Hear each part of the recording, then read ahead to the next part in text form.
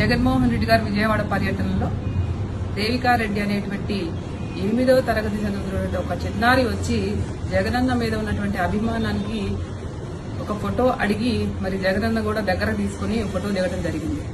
దాన్ని కొంతమంది సైకోలు నిజంగా ఇవాళ కుటుంబాల్లో ప్రతి ఒక్క పిల్లని కూడా వదలనటువంటి పరిస్థితి ఈ కూటమి ప్రభుత్వంలో ఉంది అంటే అది నిజంగా అనిపిస్తా ఉంది. ఎందుకంటే ఆ పాప తనంతటి తన స్వయాన వచ్చి ఫోటో దిగి అడిగితే ఇవాళ ఆ పాపని ట్రోల్ చేస్తున్నాను అని అంటే ఆ పాపకి ఏదో పాప తల్లిదండ్రులు ఎక్కడో ఆర్థికంగా స్థితిమంతులు, అలాగే ఒక అపార్ట్మెంట్ కి ఓనర్స్, అలాగే ఆ పాప లోకల్లో ఉన్నటువంటి రవీంద్ర భారతి స్కూల్లో చదివితే ఏదో ఢిల్లీ పబ్లిక్ స్కూల్లో పాప చదువుతా ఉంది.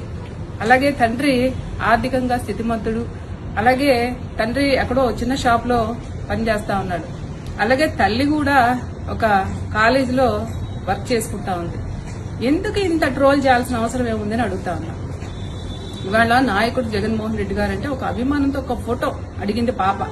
ఆ ఫోటో అడిగిన నేరానికి, ఆ ఫోటో దిగిన నేరానికి మరి కూటమి ప్రభుత్వంలో ఉన్నటువంటి ఎవరైతే ఈ ఐటీడీపీ అనేటువంటి వారి అకౌంట్లో ఇవాళ బయటకు వస్తున్నాయనంటే ఎందుకు ఇంత కక్ష అని అడుగుతా ఉన్నాం. కనీసం చిన్నపిల్లలను కూడా వదలనటువంటి పరిస్థితి ఇవాళ ఆ కుటుంబం మాకేం జరుగుతానటువంటి భయాందోళనతో గురవుతా ఉన్నారు. కాబట్టి మహిళలకు రక్షణ కల్పిస్తానన్నటువంటి మీ ప్రభుత్వమే ఇలా చేస్తే ఎలా అని అడుగుతా ఉన్నాం. మహిళలకు రక్షణ కల్పించండి.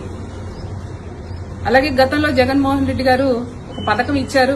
ఈ పథకం ద్వారా నాకు గూడు నిలబడిందని చెప్పి గీతాంజలి అనేటువంటి మహిళని ఇలాగే ట్రోల్ చేస్తే ఆ అమ్మాయి బలవన్ మరణానికి పాల్పడింది. నిజంగా ఆ పిల్లకి 2 ఆడపిల్లలు. ఆ ఆడపిల్లలకి ఇవాళ దిక్కెవరో ఒకసారి గమనించుకోండి. ఎందుకంటే కుటుంబంలో తల్లి లేనిదే, లేకపోతే ఆడపిల్లలకి ఏదన్నా ఇబ్బంది వస్తే ఎంత నరకంగా ఉంటుందో అందరికీ తెలిసిన విషయమే.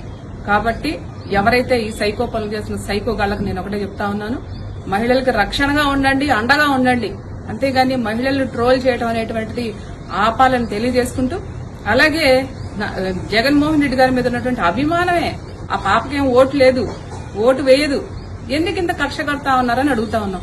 కాబట్టి మహిళలకి న్యాయం చేసే విధంగా మీరందరూ కూడా ఉండాలని తెలియజేసుకుంటూ ఆ కుటుంబానికి ధైర్యంగా మేమందరం కూడా తోడుంటామని కూడా తెలియజేస్తా ఉన్నాం.